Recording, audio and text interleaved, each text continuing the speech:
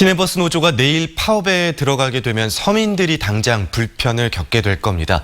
정부와 지자체도 대응책 마련에 부심하고 있는데요. 교통안전국민포럼 이명길 광주전남 지회장과 좀 더 자세한 이야기 나눠보겠습니다. 안녕하십니까? 네, 안녕하십니까? 네, 지방노동위원회 조정이 남아있긴 하지만 만약에 예정대로 그 파업이 진행되면요, 내일 출근길 또 등굣길의 불편이 상당할 것으로 보입니다. 어떻게 영향이 끼칠 부정적인 영향이 있겠죠? 네, 그렇습니다. 시내버스 이용자는 시내버스 파업으로 인해 불편을 상당히 겪을 것으로 예상이 되고 있고, 네. 현재 101개 노선 약 1000여 대의 광주 시내버스 중에 광주시 대책으로 인해서 800대를 투입하더라도 시민들의 불편은 좀 있을 것으로 예상이 됩니다. 네, 그렇군요. 버스 노조가 파업 명분으로 내세웠던 건 그 주 52시간 근무제로 인해서 실질적인 임금이 줄어든다라는 거지 않았습니까? 네. 실제적으로 우리 시내버스 기사분들의 임금이 얼마나 줄어드는 겁니까?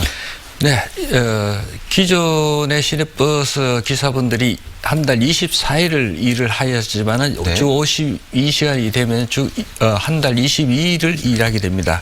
네. 그로 인해서 임금 손실분이 제가 추정가도 약 30여만 원 수준이 되지 않을까 생각을 하고 있기 때문에 이에 대한 보완이 필요할 것으로 보입니다. 네, 실질적으로 근무 날짜가 이틀 정도가 줄어들고 그리고 임금은 월 30만 원 예. 정도가 줄어들 것이라 일단 예상치를 말씀해 주셨는데 정부는요 또 파업을 결의한 노조 가운데 뭐 1일 2교대 또 준공영제를 시행하고 있어서 52시간 근무제와는 상관이 없다라고 또 선을 긋기도 하거든요. 이게 맞는 진단입니까? 네.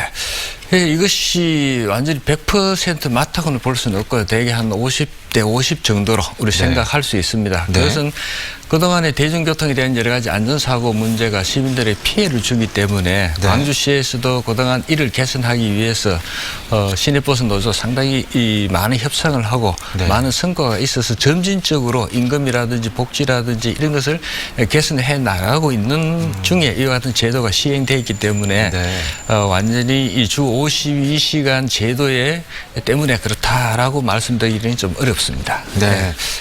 정부의 진단이긴 한데 한 절반 대 절반 정도다라는 말씀이신 거죠. 사측은 또 누적 적자가 많아서 임금을 올려주기가 힘들다라고 말을 합니다. 그러면 결국에 지자체가 나서야 될 텐데 이런 노조의 요구를 들어주려면 그 우리 광주시의 재정 부담은 얼마 정도나 늘어날까요? 네, 제가 추정 큰때 광주시의 재정 부담이 상당히 급격히 올라가는 것은 맞습니다. 네. 현재 노조의 요구가 시급 기준 10.9% 인상과 24일에서 22일로 줄어든 2일분의 감소분 보존, 그리고 대전시 수준의 급여 인상, 이런 것을 제가 추정해 보니까 2017년도에 기사분들의 총 임금이 연간 1280억 정도 됐죠. 1280억이요? 예, 이게 10% 같으면 약 130억 되죠. 네네. 이런 것을 총하면은 약 200억에서 300억 수준이 되지 않을까 예상을 하고 있습니다. 네, 200억에서 300억 원 수준의 어떤 시의 부담이 생길 거다. 네, 그렇습니다. 라고 말씀을 해주셨는데 정부는 이번 시내버스 파업 대책으로 요금 인상도 이루어져야 한다.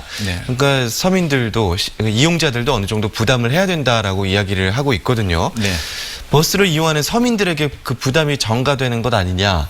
라는 우려도 있습니다. 어떻게 보십니까? 네, 그렇습니다. 시내버스 요금은 특히 교통수단의 선택을 할 수 없는 많은 분들이 이용하고 있기 때문에 단 100원이 인상되더라도 상당한 부담이 되고 있습니다. 그렇죠. 또한 시내버스의 요금이 올라가면 택시나 이 승용차와의 경쟁 관계에서 상당히 그 메리트가 떨어지게 되죠. 그런 부분이 있기 때문에 이용자에게도 부담이 되지만 또 시에서도 임금에 대한 운영 여러 가지 문제에서 부담이 될 것입니다. 네.